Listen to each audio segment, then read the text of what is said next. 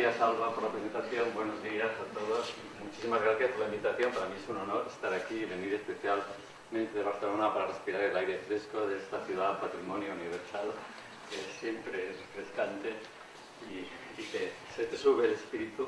Al mismo tiempo estar con una asociación que es capaz de organizar y animar la biología desde la base, muy importante desde luego.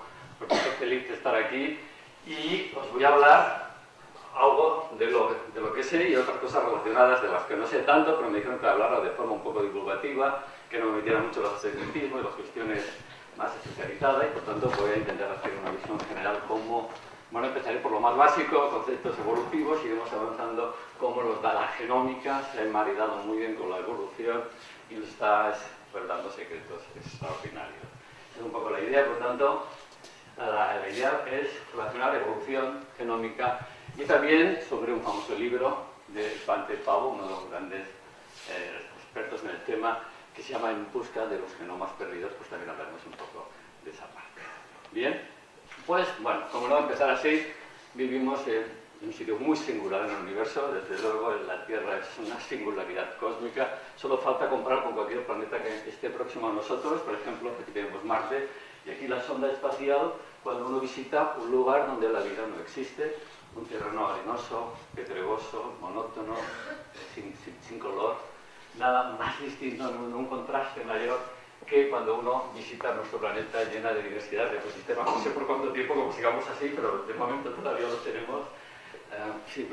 Diversidad en ecosistemas, diversidad, como veis, en paisajes de todo tipo, desde el bosque de secoyas californiano. ¿Me oís bien? Sí, ¿se oye bien? Sí. Un oasis, la sabana africana o un atolón. Bien, no solo diversidad a nivel de paisaje, como sabéis, dentro de un sitio específico de un ecosistema con diversidad a nivel de formas a todos los niveles, desde el nivel más microscópico hasta el nivel, como digo, de ecosistema. Y la pregunta del millón es ¿por qué la diversidad de la vida? Si me preguntáis por qué la vida, eso ya se me escapa, no tengo un porqué, por qué la vida y más de la Tierra. Pero ¿por qué la diversidad de la vida? ¿Por qué no se presenta la vida de una única forma? Porque tenemos tanta diversidad biológica. Bien, como sabéis, la pregunta, la respuesta clásica, la mítica, la metafórica, es la de la gran creación del mundo por un ser fuera del sistema, fuera del universo y por actos discretos de creación. Como sabéis, es una gran metáfora, incluso representado por el acto universal. Aquí tenemos la Capilla Sixtina de Miguel Ángel, ese acto de creación, en este caso distintivo de la especie humana, que está representado en esta bellísima obra de arte. Pero no deja de ser una metáfora, como sabemos, las explicaciones científicas se explican, los sistemas se explican a sí mismos, los elementos, las estructuras que existen en un sistema en sus interacciones explican la evolución y el cambio de ese sistema. Y por tanto, las explicaciones que requiere la ciencia, como sabéis, el origen de la diversidad biológica y de la vida en la Tierra obedece, según la explicación científica, a tres grandes momentos de evolución: un momento de evolución cósmica, un momento de evolución química y un momento de evolución biológica, que es el último una vez tenemos las primeras teorías autorreplicables, como sabéis, y el último nivel de explicación biológica es de la diversidad de las formas de vida de la Tierra. Debemos su primera explicación coherente, convincente, como sabéis, a este gran científico, Charles Darwin, que en su obra magna, El origen de las especies, nos da la clave, el algoritmo para entender por qué la diversidad de la vida. Bien, como sabéis, la idea de Darwin es coger lo que en aquel momento se consideraba ruido de fondo, la variación dentro de las poblaciones. Se veía en aquel momento histórico, en la época de Darwin, como el ruido ante la idea de especie que tenía el creador. Una especie, la especie humana, una secoya, tenía un fin concreto, tenía una idealización, un fenotipo determinado. La diversidad de fenotipos eran imperfecciones a la hora de materializar ese concepto divino. Lo que hace Darwin es cambiar completamente la lógica. La variación, lejos de ser trivial, la variación, lejos de ser insustancial, es la esencia misma. Es la única cosa que existe en las especies. Las especies son una selección, lo que existe son individuos concretos con variantes concretas. Y esa transformación, y esa conversión de variación individual en variación, es decir, es la esencia de la evolución. Es decir, la evolución, como la define Darwin, como se entiende hoy, es un proceso variacional donde tenemos poblaciones de individuos concretos, en ellos aparecen variantes, y esas variantes, eventualmente, la mayoría de ellas se quedan a menor escala, son variantes sin trascendencia, pero algunas de estas variantes de forma periódica, secuencial, van y son exitosas o son exitosas porque son afortunadas o porque tienen realmente éxito funcional en los organismos que la aportan, de tal modo que toda la población acaba heredando esas variantes. Cuando la evolución se entiende desde el punto de vista de Darwin como un proceso de conversión de la variación individual concreta, un proceso de un individuo a un proceso de transformación poblacional o específico, como la variación se va cambiando de escala. Podemos definirlo de esto. Tenemos el proceso individual, que es la mutación, sabemos hoy. Hay un proceso intermediario, que es el nivel poblacional, el polimorfismo, y un proceso ya a nivel entre poblaciones o entre especies, que es el nivel específico. Entonces la variación, desde que va desde el nivel individual, como no somos organismos lamarckianos, una mutación no surge en función de la necesidad del organismo. Una mutación surge con efecto fenotípico en cualquier dirección. Entonces tiene que pasar por el SIEF, como se dice, el filtro poblacional. La población es el elemento de selección. La población es el que dice si una variación va a ser exitosa a nivel específico para que todas la hereden o no. O a tener suerte. Por lo tanto, el nivel poblacional es esencial para ese pase de variación individual a variación interespecífica. Por eso, la genética de poblaciones estudia todos los mecanismos, todos los factores que hacen que una variante que surge a nivel individual tenga éxito finalmente a nivel poblacional. Bien, si además a esto, la situación es, fijaros, el algoritmo es muy sencillo. Tengamos una situación ideal donde no hay variación, todos los individuos son fenotípicamente iguales, surge una variante, estas variantes son inevitables, el proceso simplemente la mutación es algo espontáneo, inevitable, connatural a todos los sistemas biológicos, y si en un momento determinado las mutaciones son independientes en unas poblaciones que otras, por tanto no se acumulan las mismas en principio, de tal forma que este proceso de acumulación de variante, primero como polimorfismo y después como divergencia entre poblaciones, hace que en un momento determinado, si dos poblaciones que en un momento estaban juntas se han separado, acumulen con el tiempo variantes, y si en un momento ulterior, en el futuro, estas poblaciones se vuelven a encontrar, han podido ya acumular tantas diferencias que no se reconozcan reproductivamente y se producen nuevas especies. Entonces es un proceso continuo de acumulación de diferenciación hasta que se produce la incompatibilidad genética entre los sistemas de ambas especies. De tal modo que, como veis, según esta lógica, tú tienes una población original, añades reproducción, variación y generas por bifurcación dos nuevas poblaciones. Si esto lo extendemos, tendremos el típico proceso de todas dos especies actuales tienen un ancestro previo. Si continuamos con esta lógica, con este algoritmo sencillo y elemental, vamos extrapolando este proceso de bifurcación en el tiempo y eliminamos, no todas las bifurcaciones funcionan, muchas se quedan en el camino, hay extinciones, de tal modo que al final desarrollamos lo que llama el arquetípico del árbol evolutivo, que es el arquetipo, la visión arquetípica del árbol de la vida de qué es la evolución. Y solo, como veis, es la aplicación de esta visión sencilla e intuitiva que Darwin nos transmitió como de transformación de, vuelvo a repetir, variación individual entre especies. Bien, pues esta es un poco la visión de cómo funciona la evolución. Y el problema con las implicaciones de esto, la primera, es que todos estamos relacionados familiarmente. Si somos un gran árbol de la vida, pues siempre vamos a encontrar cualquier especie viva existente tiene un antepasado común con nosotros en algún momento remoto o más próximo del pasado. Sabemos que hace 6-7 millones de años tenemos un antepasado común con los chimpancés, y si nos remontamos mucho más en el pasado, pues tenemos también antepasados comunes con los bacterias. Esta es la idea quizás más romántica de que todos somos una gran familia en este árbol evolutivo. Otra visión es cómo esto explica automáticamente la gran diversidad biológica. Parece que es connatural, el proceso darwiniano producir diversidad. No es posible crear siempre con la misma especie. Y es un mecanismo de mutación poblacional que va seleccionando las variantes, finalmente acabas teniendo diversidad. Entonces tenemos, por tanto, podemos imaginar que en el principio de la vida, de unas formas sencillas, mediante este mecanismo generaron este gran Big Bang biológico que es la diversidad biológica actual. Pero aquí todo nos falta algo, que a Darwin le faltaba y le angustió mucho durante mucho tiempo. ¿Cuál es el sustrato de ese cambio? Y cómo ese cambio se transmite fielmente de generación en generación. ¿Cuál es la estructura material responsable de este proceso? Darwin no tenía explicación, se devanó para encontrarla, pero estaba muy adelantado, no podíamos, sabemos que el misterio de la herencia, por qué se heredan características, se heredan rasgos, por qué surgen nuevas variantes y se transmiten generación tras generación, pues que durante mucho tiempo estuvimos detrás de ella, sabemos que ese misterio de la herencia se encuentra en una molécula muy especial, que es la molécula que informa cómo se hace un organismo, nos informa cómo se transmite esa información generación tras generación, cómo esa información es capaz de mutar y evolucionar en el tiempo.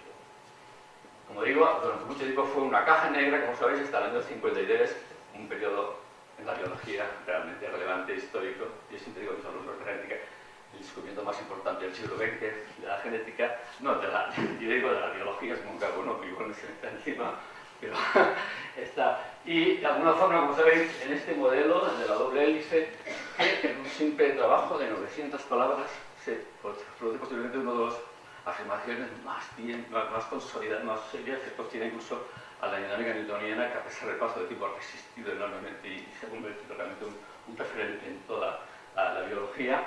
Y como sabéis, el mensaje genético es una secuencia de letras químicas de 4 mensajes cuaternario, digital cuaternario, y que allí, en un mensaje absolutamente flexible, porque es como puedes describir, es un mensaje lineal, larguísimo, y la combinatoria, el poder explosivo de la combinatoria, 4 elevado a n, en el momento que n es un poco grande, tenemos infinidad potencial de mensaje. Es esa característica de basarse en el DNA para crear todos los potenciales mensajes genéticos que le ha dado a la biología esa gran capacidad de crear la diversidad, por un lado. Segundo, no olvidemos la doble función de ese DNA, mensaje lineal de nucleótidos, y la segunda función básica es la capacidad, como sabéis, de la doble hélice de una servir de molde a otra. Por lo tanto, sugiriendo, como decía Waxman, que es un mecanismo de copia inmediato, automático prácticamente, y estas dos propiedades sintetizadas en una molécula con esa elegancia molecular ha hecho que sea el icono de referencia de la vida. Sabéis, esta doble hélice que se ha representado de 1000 maneras diferentes. Claro, se pega un poco sobre la boca. Y se le ha dicho todo tipo de epítetos y grandes palabras, hasta realmente estructura por todo lo que realmente implica y representa, como dice Watson cuando la descubrió y la describió una estructura tan bonita, tenía por fuerza, incluso independientemente de su valor funcional, solo por la belleza de su diseño tenía que ser, tenía que existir, tenía que ser verdad. Bien, de hecho se ha llamado la Mona Lisa de la ciencia moderna, la doble hélice. Bueno, la gracia de todo ello es que en el año 53 tenemos la doble hélice, sabemos que todas las especies tienen un mensaje que caracteriza su naturaleza, y esta cita la naturaleza de cada especie, y además cada individuo concreto dentro de cada especie sus características propias, está ahí escrito el mensaje, pero éramos incapaces de leer ese mensaje. Entonces, en un proyecto que en un principio parecía alocado, en el gran proyecto Genoma Humano, se decide finalmente, vamos a leer el mensaje, vamos a tener en cuenta todo el lenguaje genético, y ese proyecto es después del descubrimiento de la doble hélice, sobre decir es el otro gran descubrimiento de la biología, que empieza con el nuevo siglo, con la nueva, digamos, el gran descubrimiento del siglo XXI, que es un descubrimiento logro, tecnológico principalmente, y otras muchas cosas, que es la lectura completa de la secuencia del genoma humano, como sabéis, desde el primer cromosoma, desde el telómero del primer cromosoma hasta los cromosomas sexuales. En principio tenemos hoy, con algunos huecos, toda la secuencia, todo el texto genético, toda la información que define la naturaleza genética y biológica de un organismo humano, de un miembro de la especie humana. Y como sabéis, como os he comentado, aquí tenemos la publicación del 2001 y el 2004. De hecho, se dice que finalizó, se anunció el proyecto de la compleción del genoma humano el 25 de abril del 2003, justo 50 años después del 25 de abril de 1953, que es cuando se anunció la doble hélice, pero intentan ver que 50 años después había un link histórico entre ambos descubrimientos. Lo cierto es que el genoma humano es, desde el inicio, estos son las primeras letras del telómero del cromosoma 1, hasta así miles y miles de páginas, hasta constituir 3.000 millones aproximadamente de letras, no les voy a pasar, pues es el gran mensaje. Aquí está escrita, para que lo sepa leer, tenemos un trabajo de un siglo, más no sé cuánto, para interpretar. todo este mensaje genético. Y la segunda parte de ello es que más podemos traer, de hecho, el entusiasmo es tan grande que Mark Ridley, cuando se obtuvo la secuencia, bueno, no sé, fue un momento exactamente de emoción. Yo nunca he visto un descubrimiento científico con tanto impacto en los medios. De hecho, no se participe directo, ojalá, pero haber vivido la genética este periodo grandioso, ser de alguna forma, si no participe directo, sí disfrutar de muchos de esos descubrimientos y intentar participar a menor escala en esos descubrimientos. Me considero que es una de las situaciones más privilegiadas que puede tener un científico, haber coincidido su momento de formación, de investigación, de profesión, en este momento tan extraordinario de explosión de la investigación genética y genómica. Y yo estoy absolutamente de acuerdo con este divulgador, este biólogo y escritor, Mark Ridley, que dice que la inauguración, la era genómica inaugura, de alguna forma, es el momento intelectual más grande de la historia. ¿En qué sentido? Lo dice abajo un poco después, en uno de los capítulos, un libro dedicado al genoma, la biografía de una especie, en 26 capítulos, dice: ser capaz de leer el genoma nos contará tanto acerca de nuestros orígenes, evolución, naturaleza y nuestra mente, que todos los esfuerzos previos de la ciencia hasta la fecha. Es el monumento intelectual más grande de la historia. Uno puede pasar que aquí se había pasado el entusiasmo, que realmente estaba excesivamente motivado, pero vamos a intentar decir realmente cuántas cosas, no voy a explicar los continuos trabajos que salen basados en la genómica, pero sí algunos puntos de vista, como nos dicen cosas, como dicen, sobre nuestros orígenes, sobre la evolución y sobre nuestra naturaleza, como posiblemente ninguna otra fuente de información previamente nos ha dicho. Bien, como sabéis, el genoma tiene la información funcional. Allí está escrita, en principio está la receta de cómo construir un organismo, mediante, como sabéis, la expresión de información codificadora en forma de proteínas. Las proteínas son los grandes efectores, las grandes nanomáquinas que hacen de todo. Hay proteínas para empujar, para hacer reacciones químicas, para hacer una pared, para luchar contra microbios. Las proteínas son los chicos para todo. Son, como sabéis, tremendamente flexibles, capaces de hacer cualquier cosa. Son las nanomáquinas, pero las proteínas que se expresan en un momento, y quien dirige en principio el funcionamiento de esas proteínas en gran parte es el mensaje genético. Es el primer elemento desencadenador en principio del funcionamiento. Por tanto, allí está definido la función básica del genoma. Si tenemos el genoma, podríamos entender cómo funciona un organismo desde el nivel celular a nivel completo del organismo. Pero también el genoma tiene una información histórica, porque cada vez que se transmite el genoma, como sabéis, es lo único que se transmite. Los fenotipos desaparecen. Nosotros estamos para la supervivencia del genoma, siempre decís metafóricamente. Nosotros no estamos hechos para la eternidad, nos morimos cada generación, y lo único que fluye a lo largo del proceso de vida es el material genético, que es lo único que se transmite. Dicho esto, por tanto, cada vez que se transmite el material genético, la información va cambiando con el tiempo, va acumulando variantes, pero la información tiene inercia y, por tanto, nos da información de cada genoma, la generación de nuestros padres, de nuestros abuelos, y así podemos ir potencialmente muy lejos en el pasado. De tal forma que esa información histórica puede ser muy útil para saber propiedades de nuestro pasado. Y la idea, pues bueno, pues si somos capaces de interpretar esa información, podemos ir a diferentes momentos del pasado y ver dónde estábamos, qué éramos, con quién estábamos más relacionados, qué cambios nos hicieron allí, en qué momentos se produjeron, y cómo es posible que la información genómica sea equivalente a puede darnos información, es una ventana al pasado distinta de la paleontológica, de un fósil, pero desde luego nos da una serie de detalles a veces mucho más completas y desde luego distintas de la información que nos puede dar un fósil.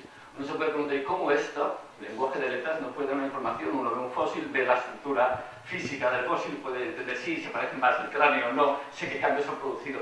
¿Cómo a nivel del DNA uno puede hacer argumentaciones históricas? La idea pues es sencilla. Vamos a la variación genética. Hemos comentado que tenemos una variabilidad fenotípica, pero no ha ido todavía genómica. A nivel genómico podemos traducir ese cambio como cambio genético. La forma más elemental, el cambio más simple posible, como sabéis, el cambio de un nucleótido, tienes el mensaje genético. Si durante la replicación hay un error en ese mensaje genético, se produce 1 de cada 10 millones de nucleótidos. En principio tenemos un error en la asignación de un nucleótido.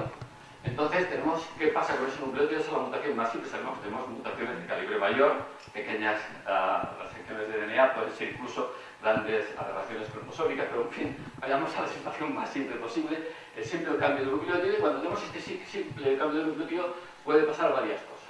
¿Cuál es la dinámica de una mutación en el nivel poblacional? Si esa mutación es deletérea, la tengo con puntos negros, se elimina en el mismo individuo que la. Si es muy letal, pues nunca llega a prosperar.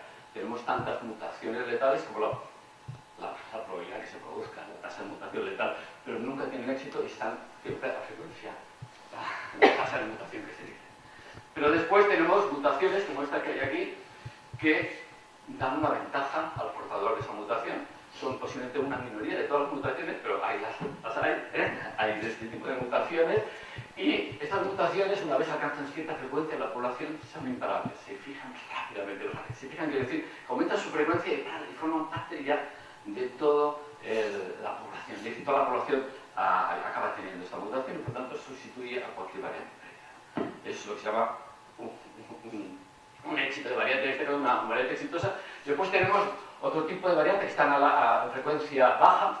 Son variantes que son deleterias, fastidian pero no matan, y de las que nosotros estamos llenos. Toda la especie humana tiene una u otra variante. Cualquier organismo tiene de estas variantes, más o menos aparecen antes o después, pero todos tenemos variantes de este tipo. Estas variantes pueden, como no son letales, no matan, pueden tener cierta frecuencia en la población, pero eventualmente muy pocas veces van a tener grado en algún momento en una parte o varias partes del árbol. ¿Queda claro esto? Sí. Bien, pues, dicho esto, hoy tenemos no un genoma, tenemos, como sabéis, a la revolución del genoma humano le ha seguido otra revolución todavía más llamativa, es el coste de secuenciar un genoma.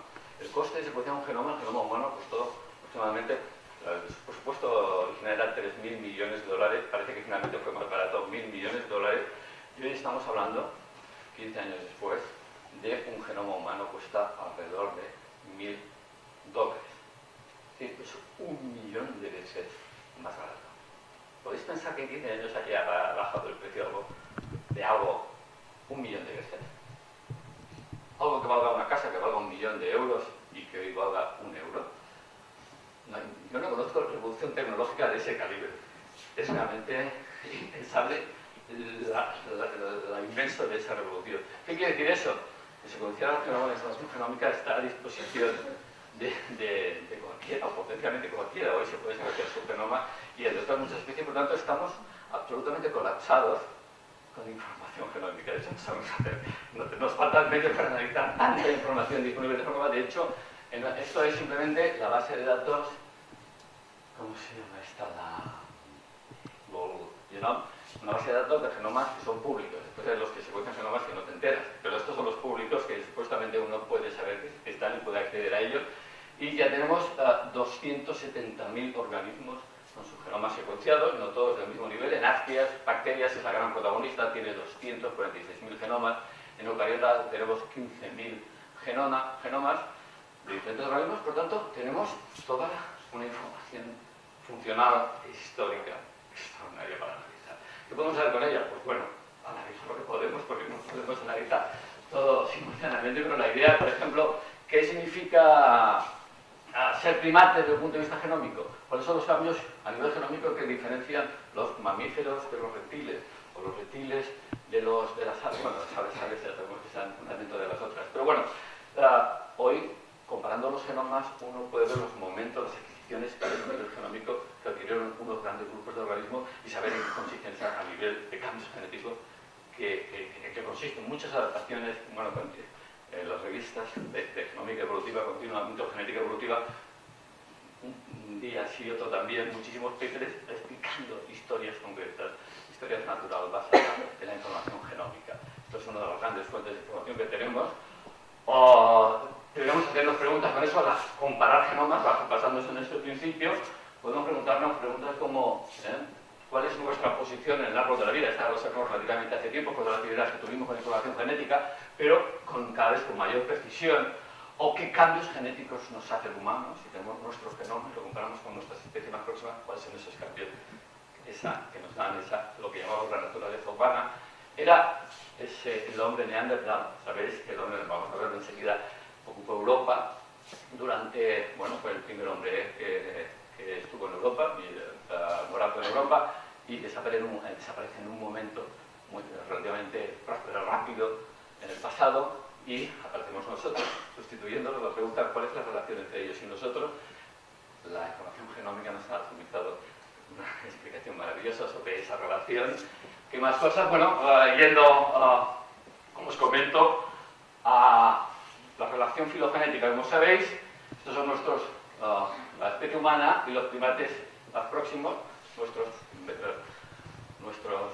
familia biológica, el chimpancés, el gorila, el orangután.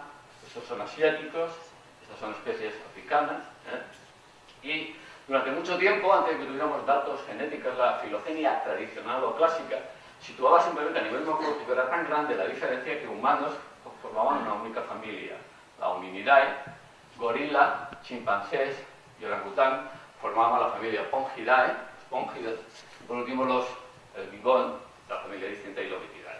Esto era así hasta que llegaron los primeros datos moleculares y nos sorprendieron, porque lo que uno aparenta como diferencias claras, cuando va a nivel genético y compara las secuencias genéticas de los diferentes organismos, observa esto. Esta es una matriz de distancias que dice el porcentaje de diferencias que hay cuando se comparan. Si comparamos la secuencia de humanos con chimpancés, vemos que hay, cuando comparamos las secuencias por cada 100, esto es un porcentaje, por cada 100 sitios solo hay 1,45 de diferencia en promedio. Sin embargo, compara el humano con el gorila y hay un poco más. Chimpancés con gorilas y hay un poco más. No estamos hablando de grandes diferencias, parece que aquí casi se separaron casi al mismo tiempo, pero parece ser que cuando hacemos esta filogenia, el orangután está bastante más lejos, tiene bastante más diferencias, según la idea de que diferencias es tiempo. Por tanto, uno cuando construye este árbol basado en esta información genética, se llega a la conclusión de que nosotros fuimos los últimos que nos separamos de las especies de antropomorfos.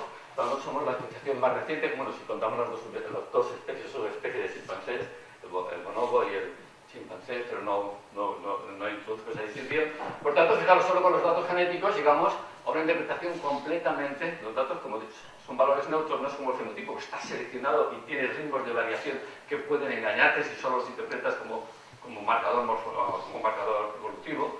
Como hemos dicho, muchos de los cambios a nivel nucleotídico son neutros y por tanto no están sujetos a los avatares de la selección natural y siguen un reloj más molecular, más creíble. Eso explicaría por qué ahora todos forman la familia Hominidae.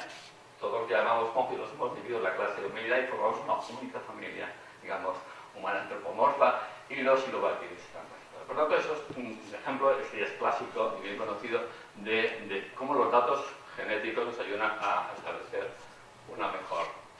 ¿Qué cambios genéticos nos hacen humanos? Este es un tema de discusión, no puede pensar. Si tenemos la secuencia de chimpancés, la secuencia de los humanos, comparamos y ya está. Pero claro, hemos dicho que a nivel nucleotídico las secuencias ortólogas, en las que se pueden comparar, no todo se puede comparar, hay 1,2% de nucleótidos de diferencia. De hecho, la estima ahora es un poco más alta que esto. Pero bueno, esta es la original cuando tuvimos el genoma de chimpancés, lo pudimos comparar con el humano. Eso quiere decir de que cada 100 nucleótidos, prácticamente 98,8 son idénticos y 1,2 varía. Entonces uno dice, bueno, pues está, vamos a ver cuáles son. Claro, 1,2 de 3.000 millones de nucleótidos, estamos hablando de 3 millones de nucleótidos como poco, sin hablar de otro tipo de variante. Claro, ¿cuál de estos 3 millones de nucleótidos nos hacen humanos? No es fácil de comprobar. De hecho, ya se han descubierto, se han buscado las secuencias que más varían entre humanos y chimpancés, más cambios se han acumulado, pensando que la selección natural, no siguiendo el reloj molecular, ha acelerado esos cambios y los ha potenciado, y por tanto podría ser una forma de determinar cuál es la mutación, los genes que están asociados. Uno es bueno, hay una serie de secuencias, no las voy a describir todas, la amilasa, la FOXP2, la HR1, que se han visto que evolucionan rápidamente y se relacionan con propiedades que coincidimos que son propiamente humanas. Características, por ejemplo, asociadas al desarrollo del cerebro, al desarrollo de movilidad de la mano, asociadas y así con diferentes características. Y la que voy a hablar brevemente es este famoso gen, el gen FOXP2. El gen FOXP2 se encontró originalmente en el año 2000 en fue una mutación que afectaba al habla en una familia, en un pedigrí humano. Esta familia se estudió y todos los que tienen aquí están oscuros estaban afectados por una mutación que en aquel momento no se había detectado ni se sabía posicionado, pero todos los individuos que tienen esta mutación en esta familia tenían muchas dificultades para poderse entender, para explicar, expresar las frases con claridad. De hecho, en un momento determinado hay muchas interpretaciones, todavía está en discusión cuál es el papel de este gen. Por lo tanto, os voy a decir que la hipótesis original, después, como digo, ha habido nuevas versiones, pero la idea es que las personas que tenían esta mutación, además que les gustaba mucho que se le entendiera lo que decían, les gustaba mucho hablar, incluso desde el punto de vista fonético, es decir, expresar con claridad, incluso cuando expresaban las frases parecía que no seguían el orden típico, lo que llamamos una gramática universal, que se comentaban los lingüistas, el famoso Noam Chomsky, que no sé si habéis oído hablar, que dice que la especie humana tiene una especie de gramática universal, da igual el lenguaje que hablas, todos tenemos un sujeto, un predicado, y esa es una gramática que él comentaba, es instintiva, está inscrita en nuestra circuitería genética, en lo mental, de alguna forma, porque viene de nuestro género. Hasta ahora era una especulación, y cuando vieron que este gen estaba mutado y estos individuos tenían problemas para seguir reglas gramaticales básicas, se llegó a llamar el gen del lenguaje. El gen que de alguna forma...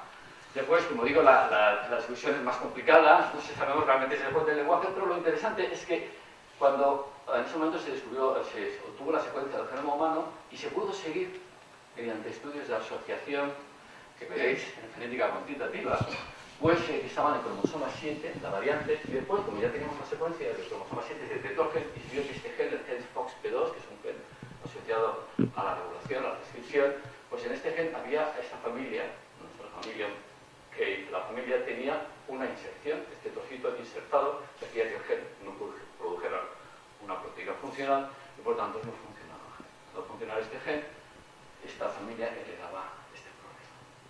Entonces, bueno, una de las ideas que se tuvo, bueno, ¿y este gen está en otras especies?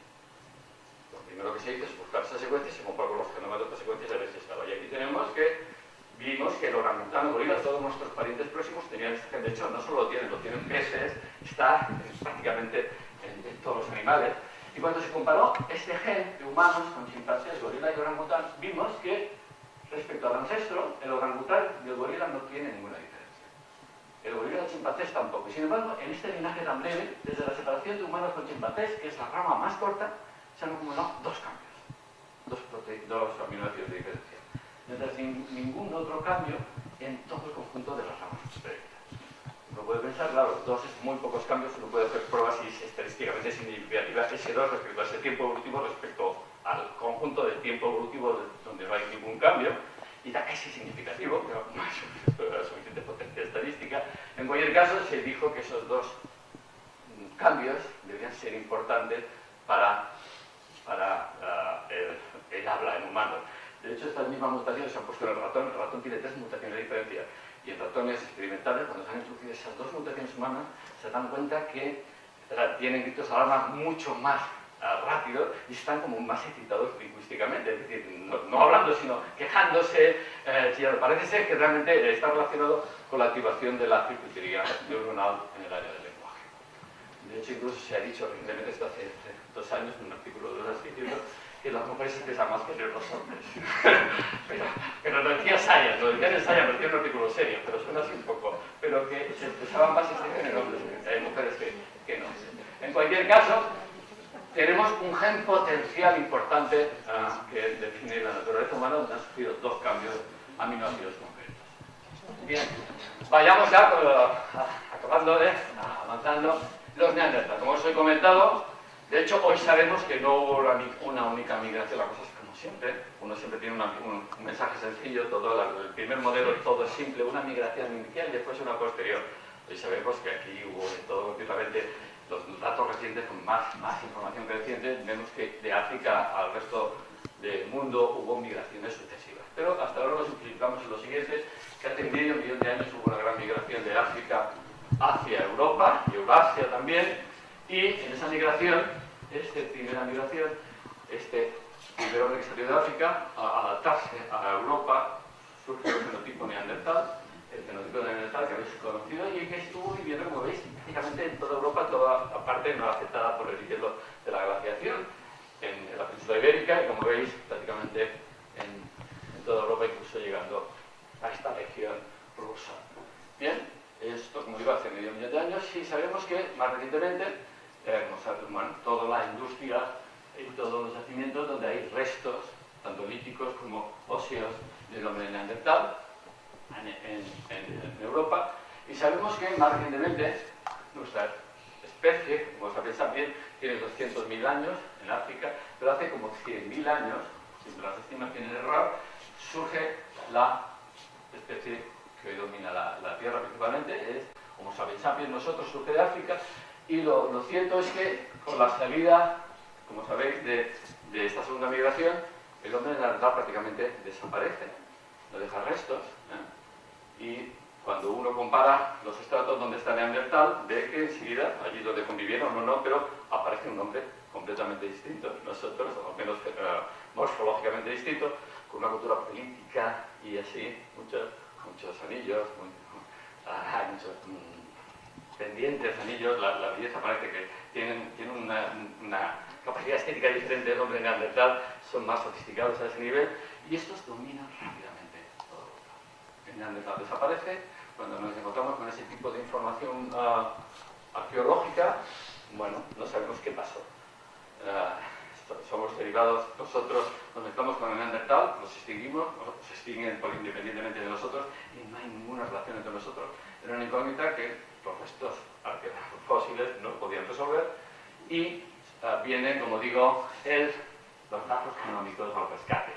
Tenemos aquí este señor Svante Pabo, sueco, que ha trabajado durante mucho tiempo en Alemania, sigue teniendo en Alemania su headquarter, su sede de operaciones, su gran laboratorio, y os aconsejo que leáis este libro apasionante, El hombre neandertal en busca de los genomas perdidos, donde explica la gran aventura de secuenciar todos los problemas, todo el trabajo, y además es un libro de cómo se hace ciencia, cómo al principio tiene tantos problemas de repetibilidad, errores, nunca se desanima, insiste una vez, insiste otra vez, tiene competencias que dicen que otros han hecho lo que tú no puedes hacer después de estar 10 años secuenciando, otros te dicen que lo han conseguido, los otros publicando en grandes revistas haciendo la competencia y estaba convencido que es falso, pero ellos consiguen publicar porque pueden vender mejor su producto, porque saben llegar, pero él insistentemente está equivocado, lo está haciendo mal, así se hace.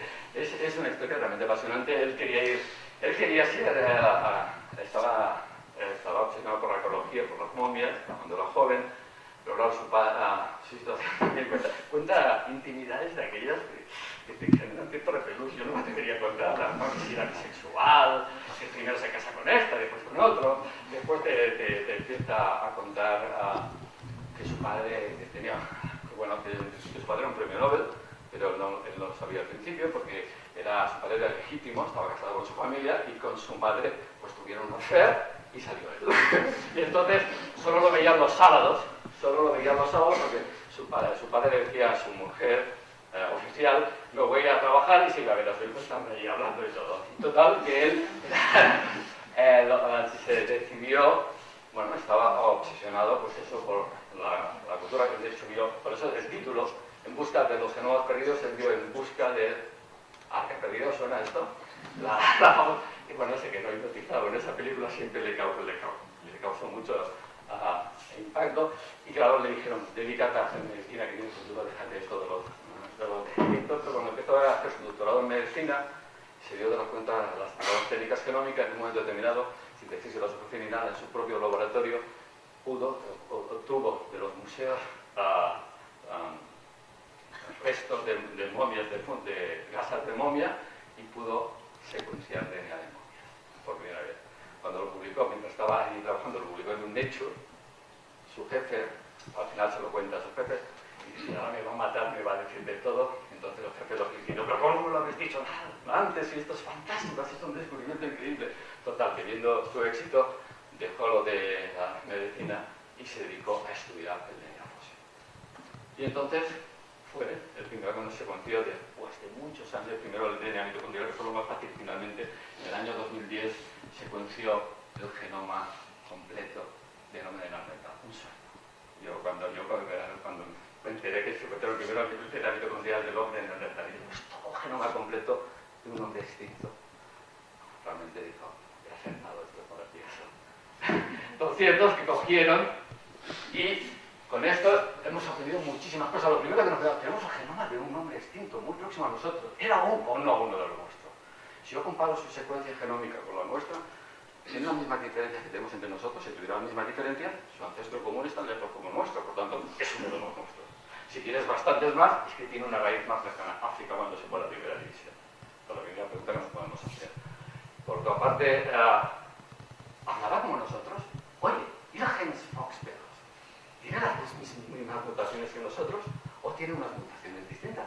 Si no las tiene igual, no hablaba, desde luego no era de los nuestros. Sí. ¿Y qué color del cabello tenía? Bueno, otra de las cosas era, este hombre se había adaptado al clima europeo en los momentos de relajaciones muy duros, eran hombres robustos, eran Schwarzenegger sin hacer nunca ejercicio espontáneo. Eran tremendamente robustos, fuertes, una musculatura impresionante. Y parece que aguantaba muy bien el clima frío. Entonces la cuestión es, y después estaba asociado a que iba a vivir en otro lugar con tener el color de piel más pálido y el cabello quizás más claro. Y si analizamos los genes del color del cabello, ¿qué color tenía el cabello? Total, pudimos hacerlo y se ha podido hacer. Era uno de los nuestros, pues sorprendentemente cuando analizamos el dinámico cotidiano veíamos que no había ninguna coincidencia, pero cuando se analizó el genoma vimos que el 4% del genoma de Neandertal está en los europeos actuales. Es decir, que en promedio nosotros tenemos 4% de nuestro genoma que proviene por introgresión del hombre de Neandertal. Aparte, cuando salimos de África, lo primero que hicimos, nos encontramos con Neandertal, y aquí el que puede. Total. Después parece que ya no hubo mucho más. Pero la especie humana no, parece que no desaprovecha ninguna oportunidad, y tenemos un 4% del genoma de Neandertal. ¿Y qué hace ese 4%? Parece que no es neutro, no es cualquier parte. Parece que hay genes asociados con el soporte al frío, usted, que posiblemente fueron muy útiles para la colonización de Europa de los segundos africanos, pero también tiene un coste. Hemos encontrado genes de la depresión que parece que tienen europeos asociados al hombre neandertal y otros genes, y que no todo fue bueno. También nos pasaron algunos genes que no van tan bien. Cualquier cosa es curioso, podemos decir estas cosas. Hablaba como nosotros. Cuando analizamos el gen FOXP2, vimos que tenía las dos mismas mutaciones que nosotros. Por lo tanto, esas mutaciones provienen antes de que nos separamos de Neandertal. Por tanto, Neandertal posiblemente hablaba a sus hijos. A ver, no solo si este gen, hay muchas cosas que tenemos que coordinar, pero nadie duda, yo creo ahora mismo que por razonación, por todo esto, que podía hablar así perfectamente a sus niños, los padres de sus niños entre sí, como podíamos hablar hoy nosotros. Por lo tanto, eso todas las... Claro, esto es una... Tienen ese gen, lo demás ya es una extrapolación. Y por último, ¿qué color del cabello tenía? Se han encontrado los pocos que se han analizado. Hay un gen famoso, el gen del receptor de la cortina R1, el MCR1, que si está mutado, si tienes y tienes otro gen funcional, es una combinación de dos genes, genera el color del pelo pelirrojo. Los pelirrojos típicos irlandeses tienen una mutación concreta en este gen. Hay otros pelirrojos que tienen mutaciones en este gen, pero en otros lugares. Pero esta es típica de los pelirrojos, una mutación en este gen. Y entonces, cuando se analizó este gen en el hombre de Neandertal, también veíamos que estaba mutado. Pero no era la misma mutación que tienen los irlandeses. Pero este gen lo tenían mutado. Bueno, a lo mejor esa mutación no afecta a la función. Lo que se hizo un constructo de este gen, se introdujo en un cultivo celular y se vio que ese gen alterado no daba un producto. Por tanto, se concluyó que ese gen sí que afectaba, no funcionaba, y por tanto deberían ser los Neandertal también pelirrojos. De tal forma que cuando en Nature anuncian el artículo sobre el color del pelo pelirrojo del Neandertal, aparece un europeo moderno, un irlandés, mirándose al espejo ante un Neandertal como diciendo: ¡hey, tenemos el mismo pelo! Lo cierto es que es otra de las muchas cosas que nos están diciendo la información genómica. Es extraordinario el detalle. Como digo, todos los caracteres que se piensan están asociados también a esta herencia que tenemos con Neandertal, que los africanos no tienen porque no hubo ese mestizaje con los Neandertal. Bien, no. Hemos descubierto solo que la historia humana es mucho más interesante de lo que pensábamos. Se ha descubierto otro hombre, el hombre de Denisova, solo analizando un diente de una cueva siberiana, aquí, hace 41 años. Se analizó ese diente, pensaban que era una especie de Neandertal, y cuando se analizó se vio que era solo del genoma claramente distinto de Neandertal y claramente distinto de nosotros. Por lo tanto, era otra humana. Lo sorprendente es que esta población humana se extendió por toda Eurasia y tiene un 7% en común con los aborígenes de Papúa Nueva Guinea. Imaginaos la historia que nos están contando la secuencia genómica. Los aborígenes de Papúa Nueva Guinea tienen un 7% de su genoma que vienen de un hombre, el hombre de Denisova, que nunca hemos visto un esqueleto de eso, solo tenemos este diente, pero gracias al genoma sabemos, y seguro que no nos equivocamos, que era una especie distinta y que había compartido con nuestras especies. Fijaros la cantidad de información que uno puede sacar hoy. Bien, pues nada, ¿cómo se está aplicando esa idea para analizar todo el periodo neolítico, de expansión neolítica, incluso saber, eso es lo interesante, si tú puedes analizar el genoma, puedes ver cómo las variantes genéticas cambian en el tiempo literalmente. Estás teniendo si tú tienes europeos o gente que vivieron en la península ibérica hace 8.000 años, tienes restos de 7.000, de 6.000 años, 5.000, 4.000 años, ves las variantes genéticas cómo han variado y puedes detectar la selección sobre genes en acción, visualizarla. Por tanto, pues sabemos, por ejemplo, que hace 8.000 años, antes de la expansión neolítica, en la península ibérica, los genes de la altura que se han detectado eran igual en toda Europa. Pero en los últimos 8.000 años, los genes de la altura, los que dan alelos más altura, se han seleccionado en el norte de Europa. Y los que dan menos altura, se han seleccionado o han aumentado en frecuencia en el sur de Europa. Y eso explica que en el norte de Europa sean más altos que en el sur de Europa. Yo hasta ahora pensaba que era ambiental o que era forma o alimentación. No. Parece ser que los alelos que determinan en altura en los últimos 8.000 años han aumentado en frecuencia en el norte de Europa y han disminuido en el sur de Europa. ¿Qué nos hace a nosotros los del sur de Europa ser bajitos y tengamos más éxito? No lo sé. Siempre he pensado que a lo mejor a los hombres nos gustan del sur de Europa nos gustan las mujeres pequeñas, o al contrario, a las mujeres les gustan los hombres pequeños, o simplemente se sobrevive mejor con poco tamaño. No lo sé, pero lo cierto es que los datos nos están contando esa historia. Bien, y a este señor, David Reich, realmente está haciendo un trabajo extraordinario, está descubriendo toda la historia geológica, analizando genomas a una velocidad extraordinaria. Os lo hemos conseguido el año pasado en Nature como uno de los grandes trabajos científicos del año. Por tanto, como veis, también genes de adaptación reciente de la especie humana, cuando uno se adapta a situaciones extremas, al frío ártico, a la selva, en la selva africana, en los lugares muy difíciles, entonces la selección es muy intensa y puede ver qué genes están seleccionando a grandes alturas. Y hemos detectado un montón de genes de adaptaciones a climas extremos, a situaciones extremas, gracias a comparar los genomas de estos individuos en estas situaciones. Bueno, pues nada, como decía, como dice Richard Dawkins, junto a la música de Bach, los sonetos de Shakespeare y el programa especial Apolo, el proyecto Genoma Humano es uno de esos logros del espíritu humano que me hace orgulloso de pertenecer a esta especie. En un mundo tan contestado, en una humanidad con tantos defectos, proyectos como este, éxitos como estos, hacen creer en nuestra especie. Porque cuando nos ponemos a trabajar en algo común, podemos conseguir logros extraordinarios. Como dice la poeta, que tiene un premio de poesía, se llama la Homero del genoma, esta irlandesa, escocesa, Gillian Ferguson, el genoma humánico, es un poema fantástico y bello. Una obra magnificente de la química que le ha tomado 4.000 millones de años de la evolución, y por primera vez, y ahora revelado en nuestro tiempo. Tenemos mucha suerte de vivir este momento histórico, que estés en la biología, y si estés en la genética, pues mejor que mejor también. Y nada, pues acabo con ya la última diapositiva con Dawkins, con Charles Darwin, como no. No tenemos la música de música, ¿no? Tenemos la pastoral de Beethoven aquí, que mi compañera no suena básica. Como sabéis, Darwin estaba preocupado de darnos una visión alternativa en un mundo en donde todavía se quería el creacionismo y pensaba que podía dar una visión, y él quería enfatizar lo importante de su visión. La visión evolutiva era realmente una visión más grandiosa. Y así acaba políticamente su origen de las especies. Dice, hay grandeza, intenta enfatizar la grandeza de esta visión.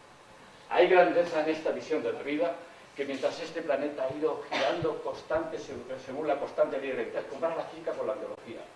La física habla de constancia, de leyes uniformes, constantes. Que mientras este planeta ha ido girando según la constante ley de la gravitación, se han desarrollado y se están desarrollando a partir de un comienzo tan sencillo, infinidad de formas cada vez más bellas y más Y ahora, con el permiso de Darwin, él no lo sabía, ojalá lo supiera, y si pudiera levantar los ojos y viera dónde estamos y lo que nos dicen los genomas sobre la evolución, se volveríamos yo, pero en este caso de placer. Pues, yo pido, si me lo permiso, cambio un poco la frase. A ver, hay grandeza en esta concepción de la vida, que mientras este planeta ha ido girando según la constante ley de la gravitación, se han desarrollado y se están desarrollando a partir de una molécula helicoidal asombrosa, DNA, infinidad de formas cada vez más bellas y maravillosas. Y esto es, muchas gracias.